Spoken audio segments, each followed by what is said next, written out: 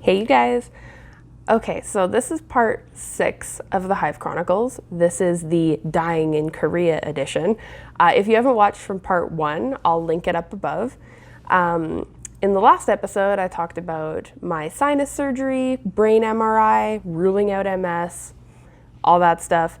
And this one's kind of the fun one. So this is my story about almost dying in Korea.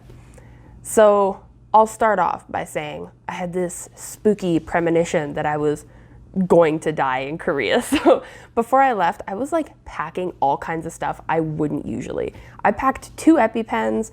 I had 120 of my Blexten ready to go, even though I was only going to be gone for 30 days. I had puffers. I had sinus sprays. Like, I don't know why I was like full of stuff. And I noticed the day before I left that both of my EpiPens were expired. Now, anyone who uses EpiPens knows that they expire once a year. Mine were like a couple years expired, like 2017, February or something, and I was trying to leave in 2019. They were probably not great. So before I left, I quickly called up the pharmacy and was like, oh, I need a quick rush order for a couple new EpiPens. My prescription had expired. I didn't even know that was a thing. So she's like, you can still buy an EpiPen, but it's going to cost you like a couple $100. And I was like, shoot, well, whatever. I'll just take my 2 expired ones. Better than nothing. So on the flight over on an Asian airline, they weren't able to like accommodate my allergies. So I had to bring all my own snackaroos, which was fine. I ate some of their rice and whatever, and I was good. Like, I sleep most of the way anyways.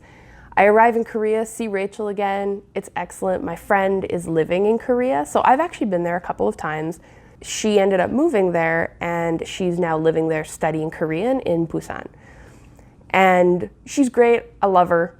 Met up with her down there, and we were going to be traveling Busan for like the first week and a half of my month in Korea. Like, we were doing great. Her Korean was good enough. She could cover all my allergies. Like, my Korean's not very great. I can barely even pronounce the word for peanut. Like, I have to repeat it a bunch of times, and people are usually like, what? Like, I get it across usually with like some photo aid, like, and they're like, oh, you were pronouncing it terribly. I'm like, it's hard. It's a hard word to pronounce.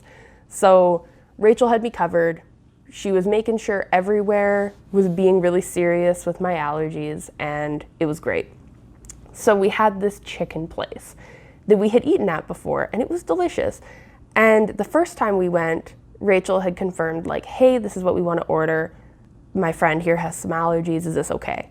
And they were like, yes, that dish is fine. So we went back this second time for the weekend because we were like, you know what we'll do? We'll go out, we'll grab some food, we'll have some drinks, and then we'll go hit up a club and go dancing like we're young again. And so we started our night with that food. And we went back to the same place, had the exact same meal. And everything was fine. It was great. At the end of dinner, I did notice I had like a lump at the back of my throat, kind of near like a molar. But this happens to me frequently with a lot of foods, like even foods with preservatives, like canned foods and stuff. I'll get these like little lumps in my mouth, like a little mini hive. And I was like, well, it's there, but who cares? Like, it's nothing. There's no other symptoms. So we leave there, go out, have a couple more drinks at some different places, and eventually make our way to this club. And clubs in Korea can just be insane. Like, they're packed. So we're like shoving our way. Like, they're so packed. I wonder if I can try and find a photo of what this place looks like. Like, it takes 10 minutes to cross this room. It's a lot. So we eventually make it through the room to the other side, and we're dancing on this little kind of dance floor. And about like 45 minutes in, I'm kind of like having a hard time breathing. I'm like, geez, Alina, like, you've been doing your cardio. What's going on? And I've had a asthma attack one other time. I think I explained in a previous video where I was playing soccer and I had lost the ability to exhale. The same thing was kind of happening to me where like I could breathe in just fine, but I was having like a hard time. It felt like basically each breath was about to be my last one. Like, my throat was tense.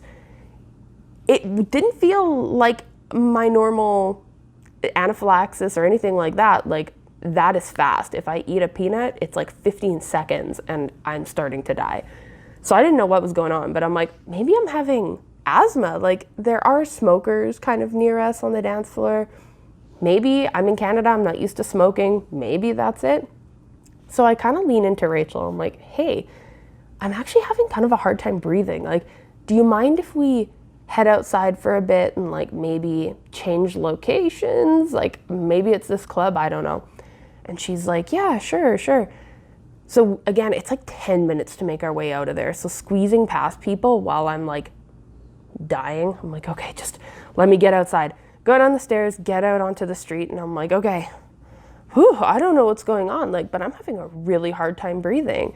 And Rachel looks she can't hide her emotions. Her eyebrows are like Frodo, you know, like the really sad, and she's giving me this look, and I'm like, what?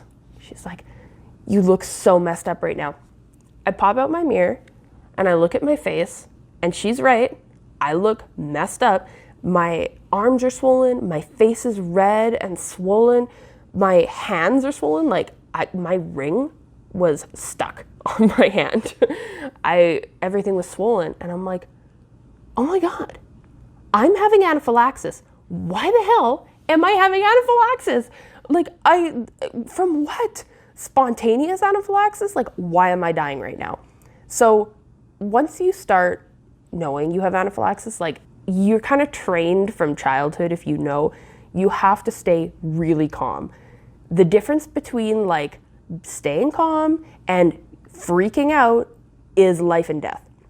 So I tell Rachel, all right, she's known me for like 20 years, and I'm like, here's what I need from you. She's never seen me have anaphylaxis before. She knows I have this allergy. I'm like, I need you to stay so calm with me. Like, let's just, like, nothing's even happening. It's fine. We have to make it back to your apartment, figure this out. Let's figure it out. So we're walking, and I am chill on the outside, but I got my hand in my purse, and I'm like popping Blexten like a psycho. I've taken like 10 Blexten. Like, you're not supposed to do this. Don't do this. But like, I'm freaking out internally, trying to be chill, just popping antihistamines like a drug addict. And I have my EpiPen, my 2-year expired EpiPen. And I've got the cap popped off, like I'm ready to go, but I'm stressed out because with an EpiPen, you're supposed to use it like as soon as you have symptoms, like not when you're, you know, like suffering. So I'm like, oh shit, I don't know if I can use this thing. Like, what if like epinephrine really jacks you up? Like, I don't know if while I'm on my last breath here, if I want to hit myself with this old ass epinephrine and just like see what happens. Like, I'd rather do this with someone who can like save my life nearby. So I'm just holding this EpiPen, death grip on it, stressed out, still occasionally popping more Blexten like a psycho. And we're about a block away from Rachel's place, walking very slow. Like, I could not lose this final breath. Like, I was being very careful. And I'm like, you need to call an ambulance. And it took like everything in me. There was like people walking by. I just wanted to fall on the floor in front of them and be like, help, call me help, I'm dying.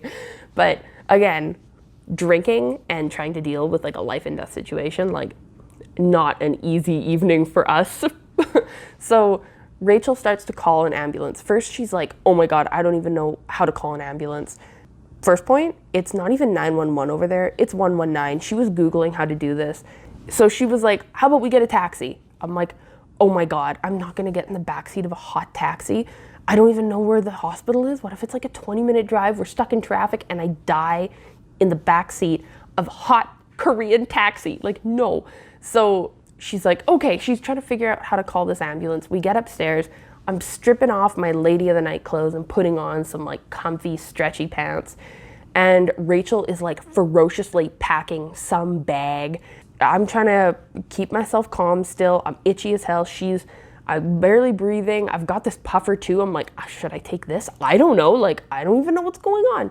So eventually Rachel hangs up and is like, okay, I cannot figure out how to give them my address, but they know how to get to the mall that's 2 blocks away. And I was like, all right, let's go. Put on some runners, and again, I can't move very fast because I'm trying not to lose this breath. So I'm moving pretty slow. And Rachel's like, I'm gonna run ahead and go get them so they know where you are. And I'm like, okay. So there's like an under the road pass, and I'm like making my way slowly down those stairs, being very cautious with my breath, making my way under, and I'm like, this is the first time in my life that I have truly thought I'm actually maybe gonna die. It was horrifying, but anyways, eventually Rachel and these couple of Korean paramedics come running up, and I'm showing them my EpiPen, like, this is what I've got. And they don't even know what it is. They're like, what is, like, they're trying to read it. It's 2 years expired. It's like the stickers all rubbed off. Like, they don't even know. They're looking at this EpiPen, like, don't use it, but what the hell is it? They put me in the back of an ambulance, and the hospital was like 2 minutes away. But it's okay. I felt better. Like, honestly, probably could have walked there. It's fine. So they take us to the hospital, and well, as we're in the back of this ambulance, actually, they sit me down, and I'm like trying to be like, and Rachel can explain, look over at Rachel, and she's just like full meltdown. Like, she held it together until they got there. She was calm, like I asked. Once we got in this ambulance, she was just like boogers, tears. I'm like, Rachel, not yet, like 5 more minutes. You have to tell the doctors. And we get to the hospital, they lay me in a bed, and they give me a few different things, like a drip, and the nurse comes and gives me a shot of the epinephrine. And she gives it to me in my stomach, which I've actually never had before. But as she's preparing the shot, I just tell Rachel, hey, by the way, epinephrine makes you shake. So if you've never had epinephrine, it makes you like, as though you have hypothermia, your jaw shudders, like my whole body just is like tense shaking for a long time. So I tell Rachel, don't freak out, this is what's gonna happen. They inject me with it, and sure enough, I'm shaking. And of course, Rachel freaks out, and she's got me covered in like 4 blankets. She's stealing sheets from other beds, like covering me. I'm like, it's fine. And eventually I fall asleep after a while. Your body kind of like, you can breathe and your body starts to relax. And since you've been so tense for so long, your whole body is just like, oh. So I kind of I was slipping in and out of sleep, and suddenly I felt viciously ill. So I go into the washroom, and I'm like, well, I need to get out of this bed. Like, I'm gonna throw up everywhere. So I grab my little stick full of all my drips, and I'm running to the washroom, and I get into the washroom, and I'm like, okay, like I don't feel like so great. So I kind of try and throw up. That's not happening. And then I sit down, pull your pants down, sit down, and I'm like, suddenly I'm like speckling, tunnel visioning. I'm like, I'm gonna pass out. I'm like, all right, I know what to do. Oh my God, don't pass out in a Korean bathroom with your pants down, Alina. So I'm like getting my pants back on, and I'm like holding the thing, and I'm like starting to lay down on the floor. Like, I don't want to fall on the floor. I want to already be on the floor. So I am able to like grab the handle and open the door, and I'm like, I'm blacking out. And Rachel's like, oh my God. The woman runs in.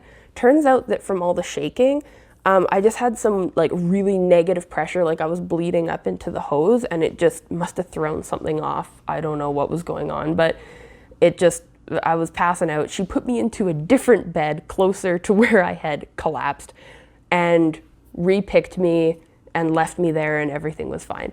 And I must have snoozed. I have no idea how long we were there for. Honestly, like, if Rachel wasn't in Korea, I'd have had her here to tell me more, but it was all such a blur. Eventually, they are like, okay, it's time to check you out and have you pay the bill. This was a number of hours later, and they give you like follow-up medication and all that.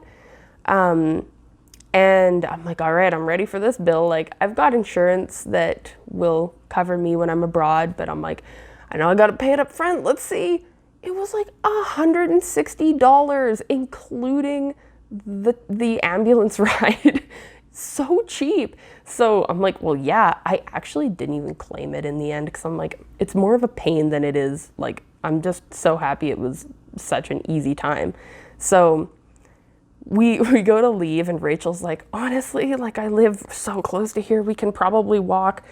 I can't remember even if we walked or cabbed back, but when you have a drip, you look fantastic. Like I looked like a new woman. My face was like plush and beautiful and I had all this energy. Like I could have ran a marathon. I felt so good. And poor Rachel had been up, stressed out, and drunk for hours, and she just was haggard and like, I'm so jealous that you look so great right now. We slept in so late that next day. But basically, I still had no idea why I had this anaphylaxis. We have a theory that maybe the chicken had like a tiny piece, because I think they have other peanut menu items. Maybe it had like a shaving of peanut and it just took 4 hours. We don't know. When I came back to Canada eventually, I did go see my allergist and explain my situation to her, and she was pretty worried about that. She gave me some blood work to have done for serum tryptase, I believe, which is like to test like mast cells and stuff. I have not had spontaneous anaphylaxis like that since, but still not 100% certain what it was caused by. We think a tiny piece of peanut that just took 4 hours to finally enter my system, but still honestly not sure. At this point, again, everything was elevated. Hives were worse. I was taking more and more Blackstone. I'm having anaphylaxis out of nowhere. And, you know, every night I was going to bed like expired EpiPen next to our bed in Korea. Like, what if I wake up in the middle of the night and like I'm not breathing? What's happening? Why is this happening to me? Ever since my hive started, all of my allergies were just like so much worse. Like, why am I having anaphylaxis out of nowhere? So I'm gonna end this one here. I know it was long. I had to do it justice and get some of the details in. But that was my experience with anaphylaxis abroad. So in the next one, I'll talk about having my essential nose job, I call it, and getting the other surgery for the rest of the inside of my nose and the outside of my nose all fixed up. So thanks again for watching, and I'll see you in the next one. Bye.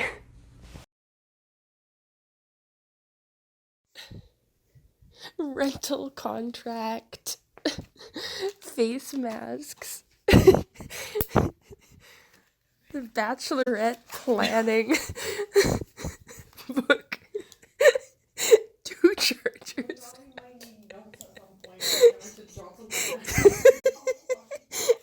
cue cards, and 2 EpiPens. Oh God.